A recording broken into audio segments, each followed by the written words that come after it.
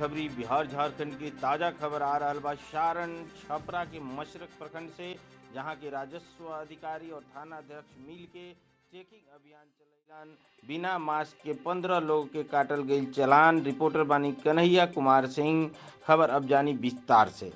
सारण छपरा मशरक प्रखंड में कोरोना संक्रमण के नए वेरिएंट ओमिक्रॉन के फिर से बढ़त प्रभाव से बचाव खातिर राजस्व अधिकारी श्वेता श्री और थानाध्यक्ष राजेश कुमार के नेतृत्व में थाना परिसर के सामने सड़क पर सरकार और जिला प्रशासन के निर्देशानुसार मास्क चेकिंग अभियान चलाओल गई।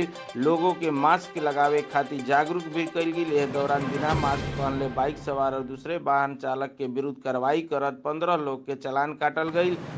मास्क मुहैया करावल गई। राजस्व अधिकारी और थानाध्यक्ष राजेश कुमार लोगों के मास्क और सोशल डिस्टेंसिंग के पालन करे के खातिर जागरूक कैलन और मास्क पहने के सलाह दिलन। राजस्व अधिकारी बतैली कि सरकार और जिला प्रशासन के निर्देश पर मास्क चेकिंग अभियान के तहत सड़क पर लोग के 15 लोग के चालान काटल गई। कोरोना वायरस से बचाव खातिर मास्क मुहैया करावल गई।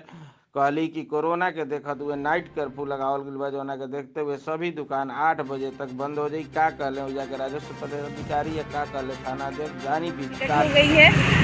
जब आवश्यक हो तभी घर से बाहर निकलें। घर से बाहर निकलते वक्त पूरे प्रोटोकॉल का ध्यान रखें और मास्क लगाकर ही चलें। रात में 10 बजे से लेकर के 5 बजे तक रात्रि कर्फ्यू लागू है। 8 बजे तक सबको अपनी दुकानें बंद कर लेनी है। 8 बजे के बाद दुकानें खुली पाए जाने पर उपयुक्त कार्रवाई की जाएगी।